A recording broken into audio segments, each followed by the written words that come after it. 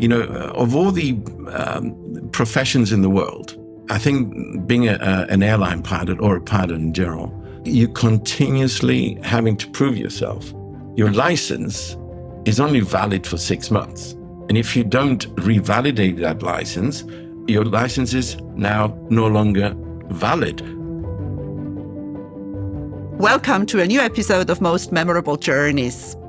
I am actually doing this live. Very often I do my recordings on Zoom, but I am sitting here with a friend, but also a very, very interesting person, a pilot or a retired pilot. And I know him from my good old times when I used to fly with the good old Cyprus Airways. Marios Michail, was this your first assignment as a pilot? And welcome to Most Memorable Journeys. Thank you, and thank you for having me. No, it wasn't. Cyprus Airways was my third incarnation as a pilot. Your third? Yes, what did you do before? Well, I started flying as a young co-pilot with a company called Air Anglia in 1979. Okay. Based in Norwich, in Norfolk.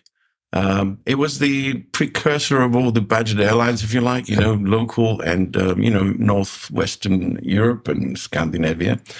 A most fantastic experience, I have to say, because a lot of my captains used to fly in the war.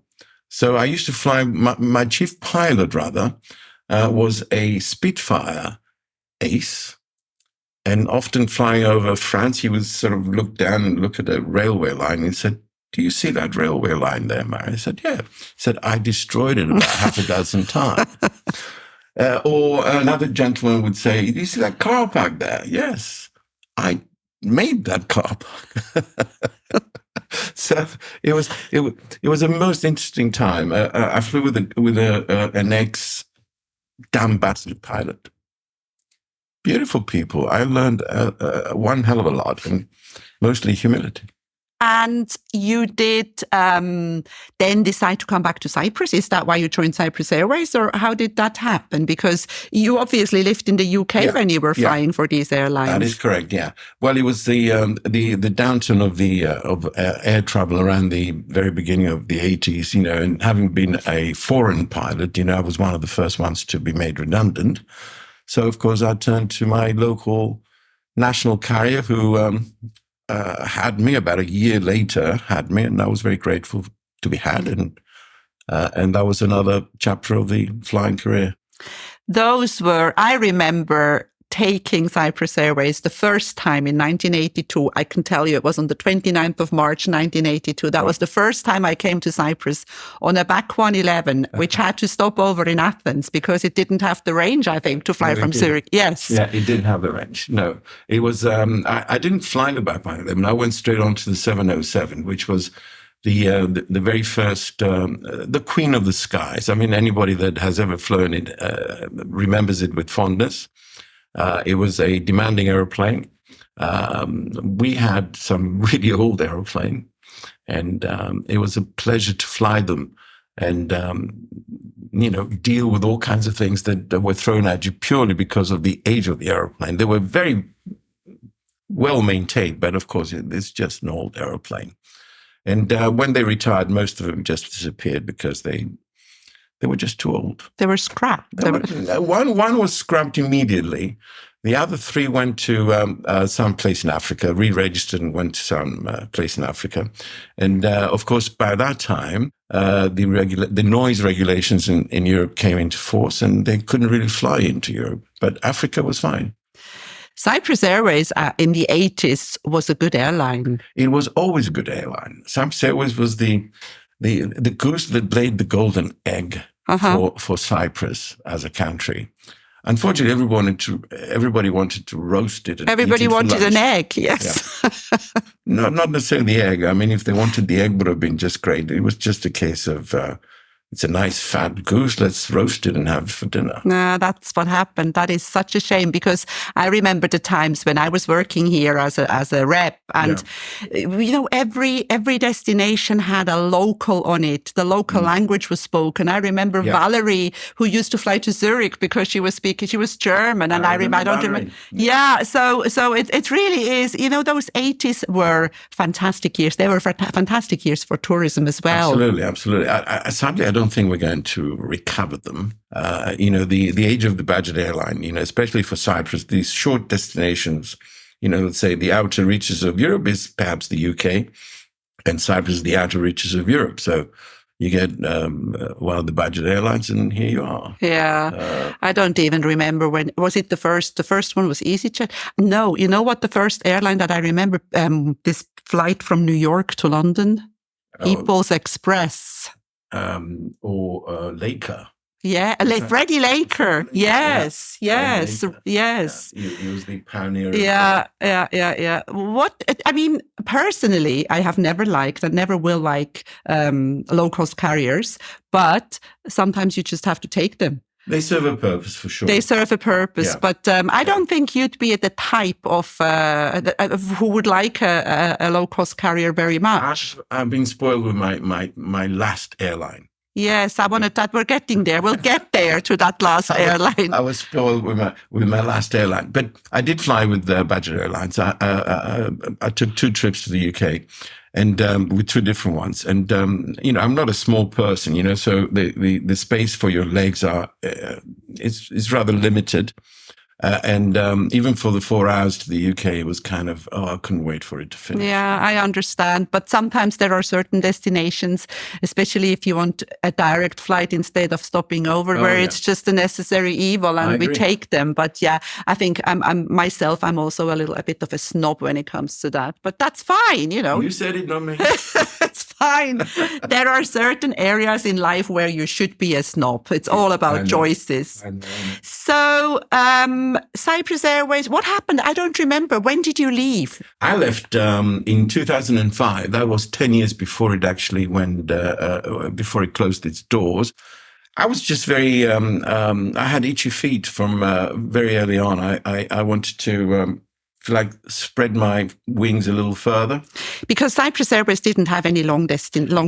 It didn't. And just to sort of paraphrase, my youngest daughter has always said, "Dad, am I always going to be the youngest?" I said, "Of course you are." "Am I always going to go to this school?" "Well, yes, until we decide to change." So I decided very early on to move on and, broaden my horizons, see more horizons, fly for other people, and experience life in full, I think. Did you choose to go to Dubai and to fly with Emirates, or did you try other places? For a period of about 5-6 years, I went to a few airlines in the Far East: Singapore Airlines, Cathay Pacific. What's the other one? EVA. All of them offered me a job, but it just wasn't the right time and the right situation for me and the family at the time. So when Emirates came up with the offer, it just ticked all the boxes, if you like. And I jumped at the opportunity and I went. And I haven't looked back at all. So 2005 until you 2020. That's 15 years. That's a long time for the same. That's many, many destinations. I can't really remember how many exactly we had, but I think about more than 160, 170. And I think I probably did about 90% of them, at least. The one thing that always fascinates me with Emirates is that they have this very, very colorful, different nationality crews. Yeah, they actually celebrate that all the time. And one of the things, the first 3 days that you're there, it's called induction. And what they actually do is they put you in a classroom, and the word that you will hear more than anything else is culture and nationality. So they really hammer it into everybody that this is not just any normal airline. There are about 120 nationalities, in the pilot force, I think there were 120 minimum. So you basically get to fly with all kinds of nationalities, with people from all over the world. And because of the size of the airline, I think in my 15 years, I only flown with a co-pilot, the same co-pilot, more than once, about half a dozen times. That's amazing. Yeah. That's amazing. But that also needs a lot of getting used to new people all the time. Is that something that you get used to? How do pilots cope or adjust to each other? It's a very interesting question. Let me try and answer it as best as I can. I always said that the first hat that anyone wears when they walk into a briefing room is that of a kind of psychologist. And you're going to sort of take a look at your crew and you're going to decide whether it's going to be a good flight or not. I mean, that's perhaps a little too intense to say that. But it's true when you're going to sit in the same cockpit with somebody for the next 10, 12 hours, you'd like to have a very good relation, even for that short period of time. And you work towards that. And like I said earlier, in the induction where you are being coached to try to understand somebody else's culture and where he comes from.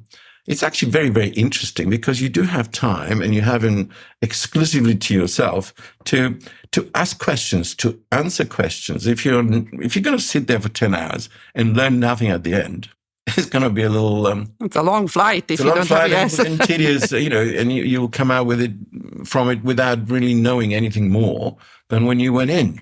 So yeah, it was incredibly fantastic to fly with people from all over the world. Has it happened to you that you had to fly with somebody where it was really difficult? Like you really felt that this is going to be a long flight. We're not going to. Yeah, I mean, if I'd be lying if I said I didn't. There are people, if you like, that they have a bit of a chip on their shoulder. Mm-hmm. There's always the age difference, if you like, between the gradient in the cockpit. It can be experience, it can be all kinds of things, but age also comes into effect. So if you fly with a co-pilot who's perhaps much older than you are, you expect a little bit of a, shall we say, problem with inverted commas without really being a problem. But then you try to deal with it differently. Like you say, well, maybe I was at the right place at the right time and you weren't, Yeah. And we ended, 9 times out of 10, you end up having a beer in the bar at the end of the flight anyway. Yeah. So it's how you deal with it. Also nationalities, there's a massive difference in gradient, like, even within the English speaking world, say Americans, Canadians, Australians, New Zealanders, South Africans. Those are the, let's say, English speaking world. There's a lot of power gradient between them, Mm-hmm, and you only need to see the nationality of your crew member. You say, here we go. I have to do this and I have to sort of keep my mouth shut about this. Don't talk about this and don't talk about that. Yeah, it's delicate. It's delicate. Very delicate. Yeah, and it is. Culture, obviously, is a very, very big word. But I think it's a school of life in a way. Oh, tell me about it. It's absolutely fantastic school of life. Another thing is religion and politics. So you learn not to talk about those things. Because those are the big evils in this world, religion and politics. Well, I'm happy you said that because I feel the same way. I really hate both of them with a vengeance. Yes. And they are the cause of all the problems in this world. Yeah. But that's another podcast. We are not doing a political episode here. No. We're talking about traveling, but we do agree. And as a matter of fact, an airline like this, or even just one flight like this microcosm of it represents the world. Yeah. And somehow, if you can get on in this small place, it should be possible that we get on in a big place, really. I agree.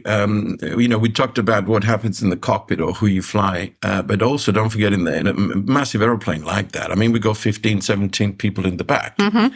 And one of the things, if you've flown with Emirates, I'm sure you have, they always say when they do their announcements, they announce how many people are on the airplane from how many different countries. How many languages. And how many different languages. Yes. So they do. That's a proof enough that they do celebrate beautifully, I have to say. Yes. The diversity. The oneness. The diversity. And they all do an exceptional job, I have to admit. They do an exceptional job. Everybody comes out of the airplane, with a fantastic experience. Regardless of which class of travel you are going to be in, you will have an exceptional. So, they've been a fantastic employer, and I do have the fondest memories of them. And long may they live. In a crew, like when you go on a plane, like a big plane, a 380, is the pilot, are you in charge? Are you like the highest person, the highest in the hierarchy of this crew? You are the boss. Yeah, you are the boss. Does it happen that you have to mediate between crew? Has it happened to you? Yeah. You are basically in charge of them from the moment they come into they report for work. To the moment they report off duty on the way back at base. So you are in charge of them. And not only that, but you're responsible for them. So should somebody misbehave down route in a hotel in a foreign city and he gets arrested, they will call you, the captain. Okay. Because he will be interrogated. Who are you? What are you doing here? Oh, I'm crew. And okay, who's in charge of you? Oh, my captain. Where is he? He's asleep in bed. Have you been called? Yes.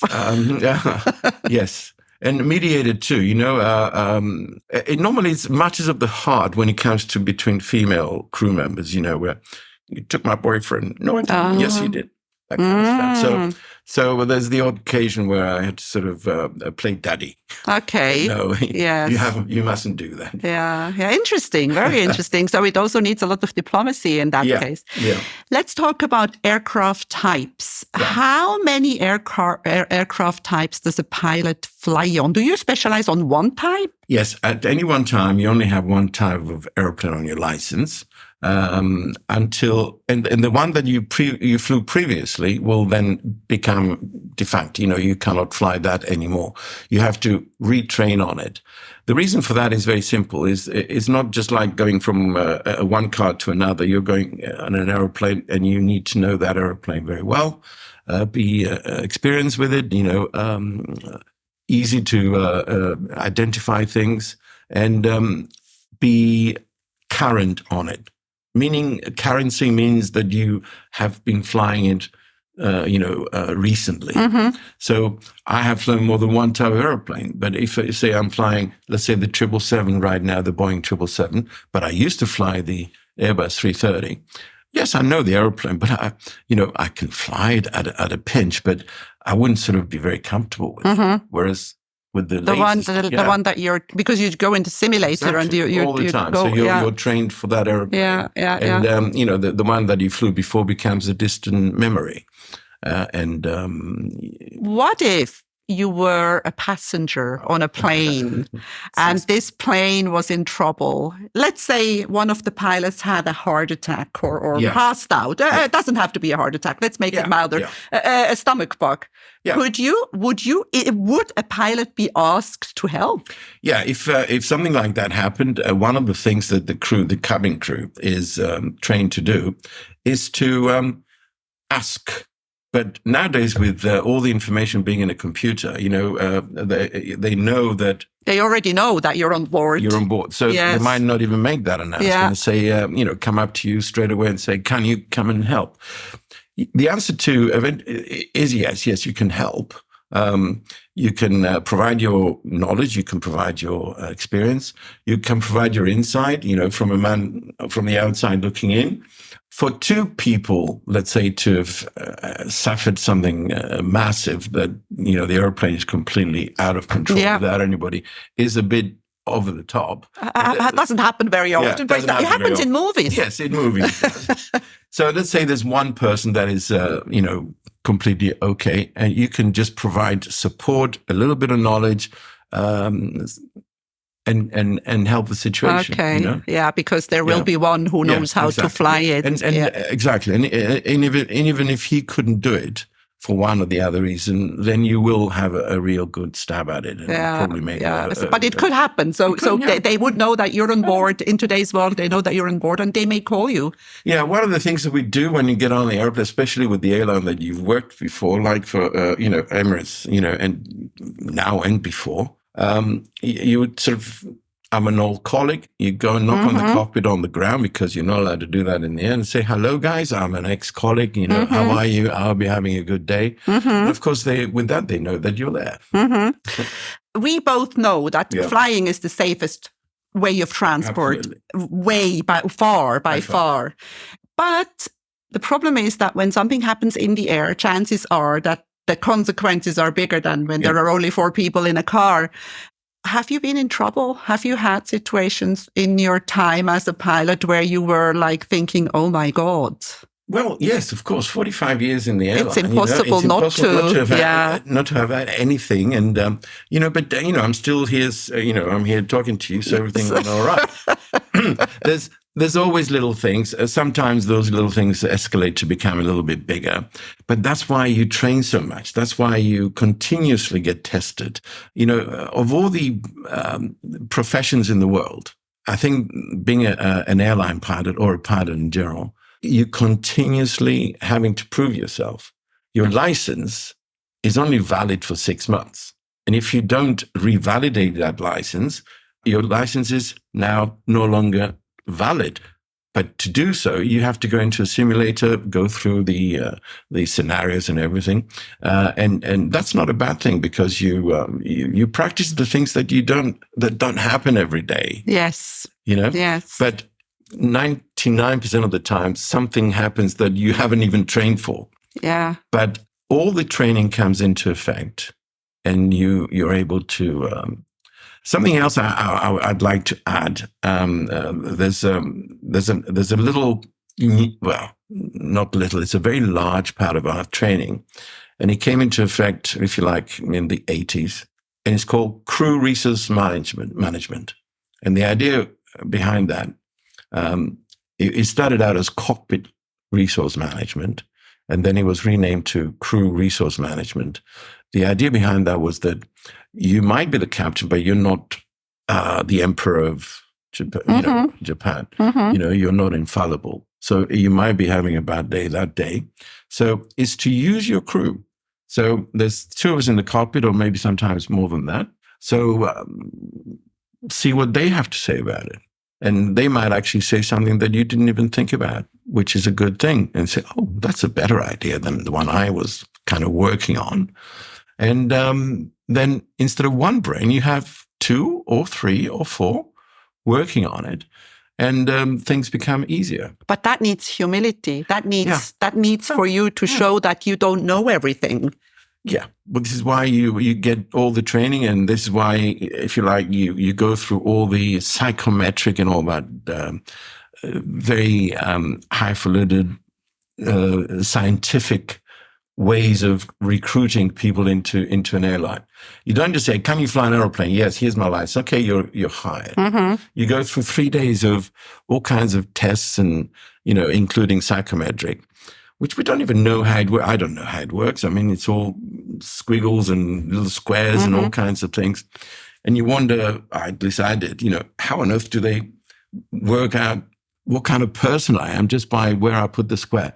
But somehow they do. Psychology. Yes, very big. Yes. So if something comes out of this which is not positive, they, at the end of the day, they might just say, right, we're not going to employ this guy. It doesn't fit the profile. Or we're not going to work with him any longer because people can change over the years. They could be stressed, or they could be other things. To add to that, something else that happens is after you turn 60, now the age of 60 of retirement has gone to 65. But when you reach the age of 60, which used to be the retirement age, you now have to go through all these psychological things, the psychometrics, for them to ascertain that you're okay to continue till 65. Mm-hmm. And you can imagine, at the age of 60, playing around with little lines and squiggles and squares is not as easy as it used to be. But you sort of go into it with great gusto and do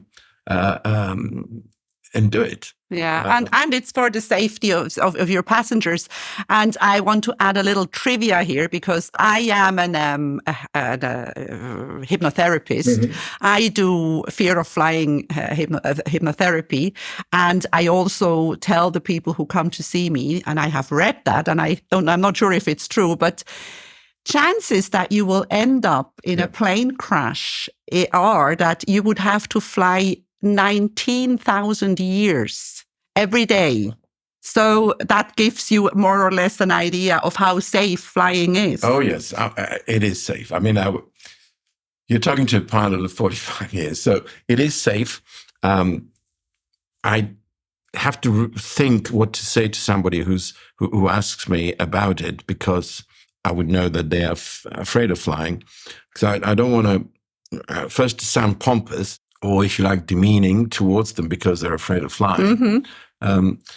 And you need to find the right words to, I'm sure you're better than I am, because you're a hypnotherapist and you've traveled enough, lots, to know why somebody... It's a rational fear, isn't it? It's a very irrational fear. It's an irrational fear. Yeah. We only have two basic fears. Yeah. Everything else is conditioned. Something happened somewhere. Yeah. It was told.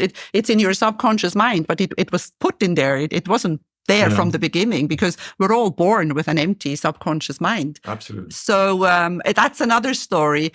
But the other thing that I wanted to say, and now I forgot, what was it that I wanted to say to you? But it will come back. Shall I take the wine away from you? Don't tell them that we're drinking wine. But I think, have you ever come out of a flight and said, "Oh my God, thank God I'm out of this plane"? Well, see, making these memories come back.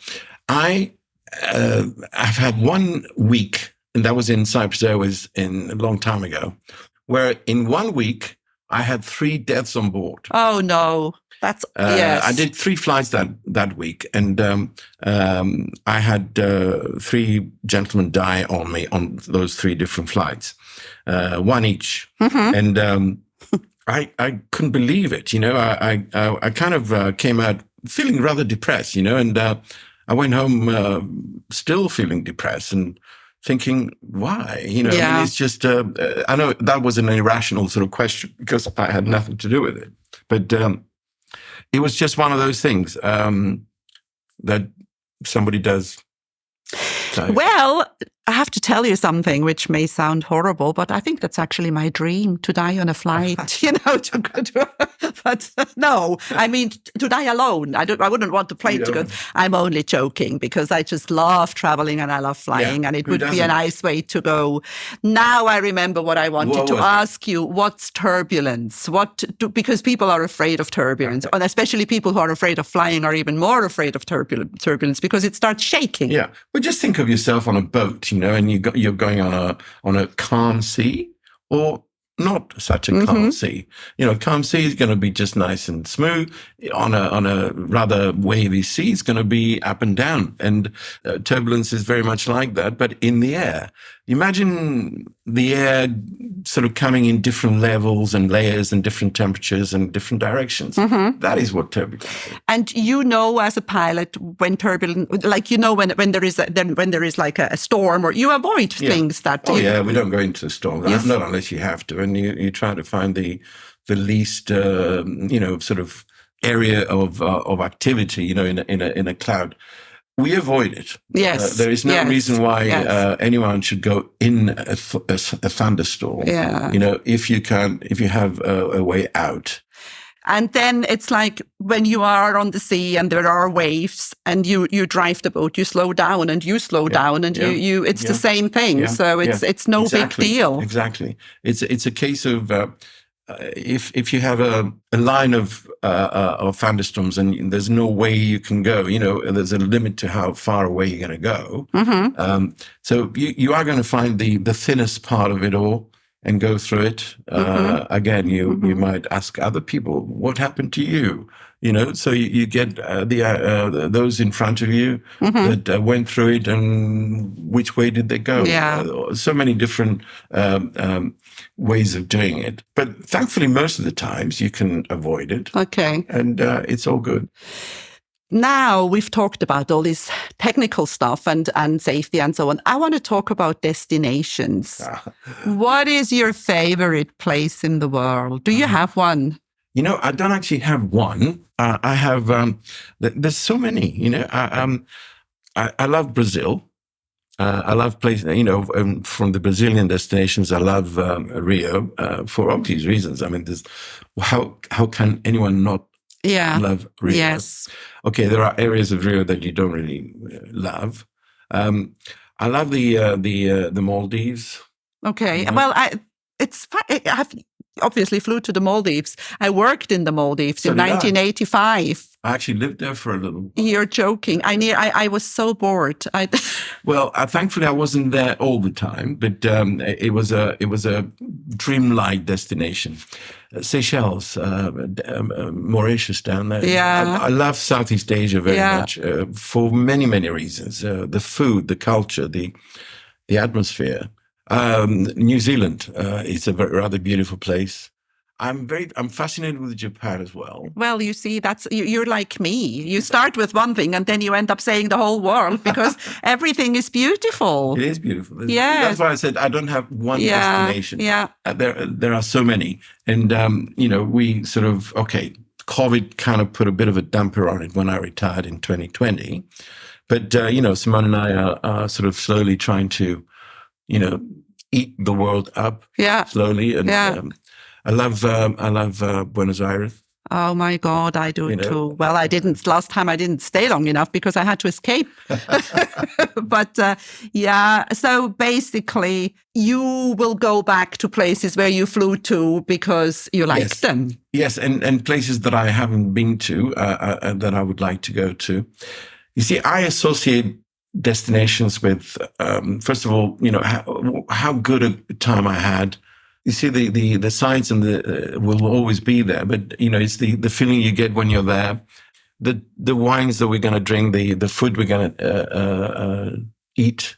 There's so many things that go to make a good destination. So the world is a beautiful place, and I think I believe that everybody should go and see stuff. It opens your horizon, and I think it also makes you humble, and it makes you understand that you're nothing. Absolutely. I mean, I'm very happy that my kids are little travelers themselves. Yeah. Well, they're not so little anymore, but they do like to travel, and you can see the difference, with their attitude towards life. Absolutely, And, yes. I mean, I know your children travel a lot, and it's remarkable, and it makes them different people. Absolutely. It just changes. It makes you humble in a way. It makes you more understanding.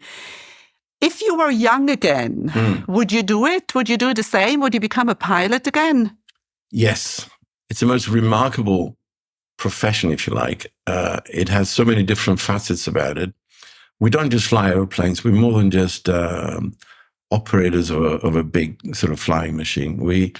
There are so many different names that you can attach to our profession, which not necessarily approved or recognized, but on a personal level, the pilots actually practice them to get through their day, to get through the flight. It's all very exciting and kind of dreamy in so many different ways, but there's so much preparation to go before. There's so much work to do during, and the after is always the good part, if you like, where you're going to say, right, we've gone through today. It's been a nice day. It's been a good flight.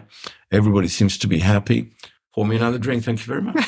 What's for somebody who is young, like now, let's say now, I don't know, 25, what would in today's world be the best way to start? Things have changed a lot since I was 25. And the airline business is not what it used to be. However, that doesn't mean to say that it's not worth going for it. You always start at the bottom. There's no two ways about it.